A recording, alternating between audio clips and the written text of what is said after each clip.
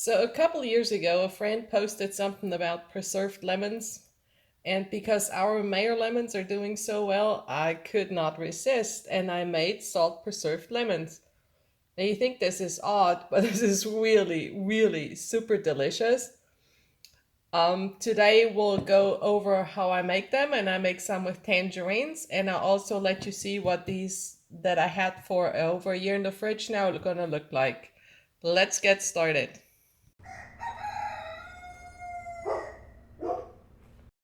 It's been a good citrus year. Those are satsumas, these are mayo lemons. The only thing we didn't get this year is oranges. Well, we got five as opposed to 200 and some last year and the year before. Not sure what happened. And I don't know, I already canned up a lot of the tangerines with the lemon. There's a video on that. This video is part two in the how to preserve citrus series. And today we're making the salt preserved lemons. I will make one batch with star anise and these little cutie things, although these are not sweet, they are rather sour. Another batch with just the cuties, a batch with cuties and lemons, and then of course I need to stock up on the just lemon ones. All we need is the citrus and salt in a container. Seriously, it's that easy. But the outcome is so umami, it's so delicious, and there are so many dishes you can incorporate that with and use it for. It's perfect. I show you the dishes at the end as well. We'll just blend some in and how I use it usually.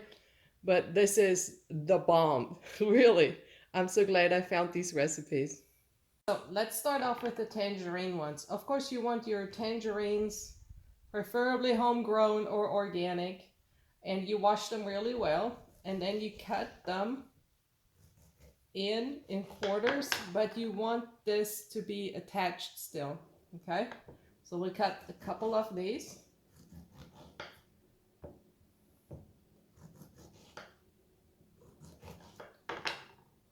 Then, and this is really simple, you put some salt in there, and there is no real certain amount of salt. You just kind of eyeball this. You take your first ones and put it in. Whoops, I want it on the other side. I want it facing down, the cut part facing down. And then you add some more salt. The salt is what will draw the liquid out so they stay submerged. And then you press down because you need the juices in there. Some more salt. I know it looks like a lot of salt, but when you use them, you can wash them off to get some of the salt off. And when you use it in cooking, you just don't salt your meal that much, and you take advantage of the salt that's in there. So there's another one. I'll just keep doing this until it's full. See how the juices come up? That's perfect because it needs to be covered with juices in the end. Another layer of salt, maybe a little bit more. And now I put the star anise in, so this can infuse as well. I'll just put that somewhere in the middle. Cutting another one. Salting this. Put it on top. Press down. And we're pretty much done. Ah, it's going to be delicious. The juices all came up. This is covered now. We'll top off with some little bit more salt. And we're good to tap this off, and then I'll show you the lemon ones. Yummy, I can't wait to try this. Seriously, because the lemon ones, I've never made it with tangerines before, but the lemon ones are so delicious, this cannot be bad. Okay, now the lemon. This is the original recipe from the Moroccan salt preserved lemons. I understand why they do it, because it's so good.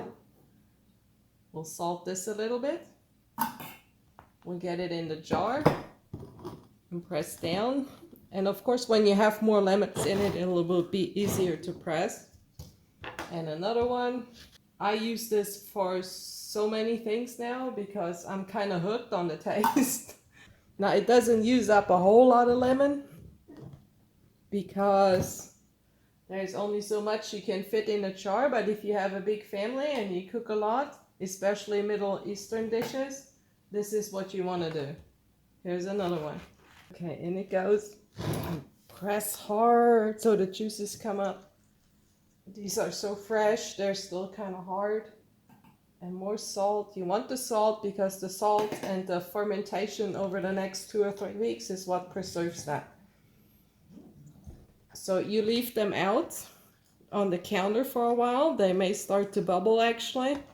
And then you have to leave them in the refrigerator for, I don't know, I would say a month. But you can test until the rinds are soft. These rinds will turn really soft. I'll show you here in a second. And that's when you know they're ready and they're ready to be used. And they stay good in the refrigerator for, I know for sure, at least a year, because that's how old mine are in the refrigerator. Look there. And the juices come right out. More salt on top. Pressing this down. And of course, once the skin's softened down and all, the juices will come out even more. If you have a fermenting weight, you can put this on top to keep it submerged. And this jar is ready. And now I'll show you what they look like, and then I'll show you what I cook with it. So this is the jar that has been in the refrigerator since last year. And it's one of many jars. Let me find a good piece here. So you would take a piece out, and then very easily you can peel off the pulp from the skin. Now I use the pulp too, and now the skin is still remains some shape, but it's not as tough as regular skin. And you can slice that up, and it makes it so good. Like even if you want to just eat it for some vitamin C, because this hasn't been cooked, it retains the vitamin C. Oh, it's so good. The taste is like nothing else. It's citrus at a different level. Really, you have to try it. So next I will show you the progression of the ones I just cut up and the other ones I haven't cut up yet. Here we are, they're all squeezed in. Now on the white mouth jars, I put my fermenting weights on just because I have them.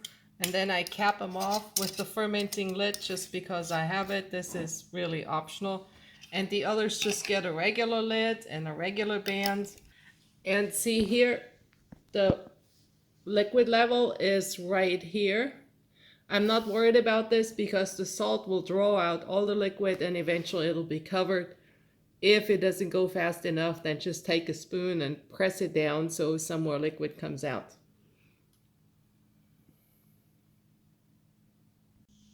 There, kitchen counter in a spot where you can observe it. You can use different things too. You could put cinnamon in, a clove, or whatever herb you desire.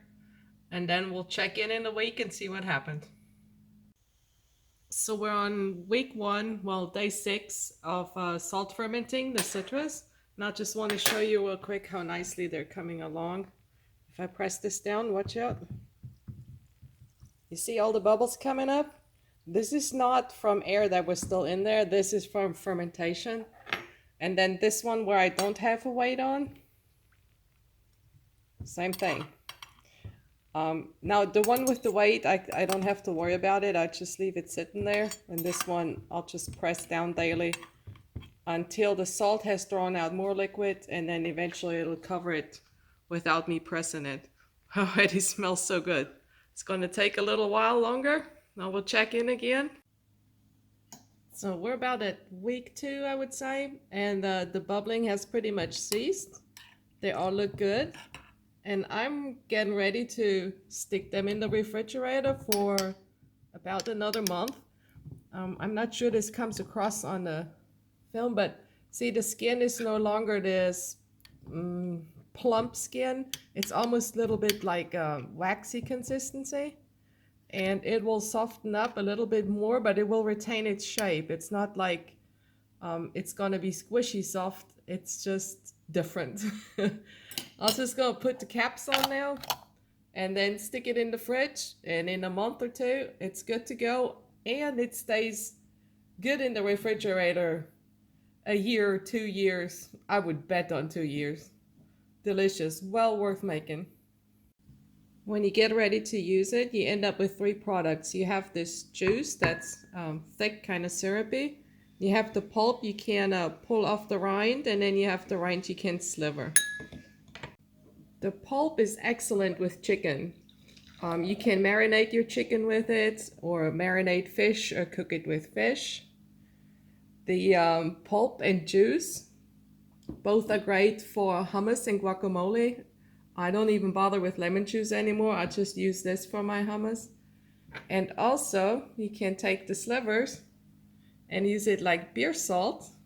Really good in the beer, it enhances the flavor some. And then the lemon juice you can use for a vinaigrette, just for regular salad dressing. And my all-time favorite, and that is lemon pepper pasta. Make it with chicken or with shrimp or with just the pasta. Look at that. Cheers. Thanks for watching.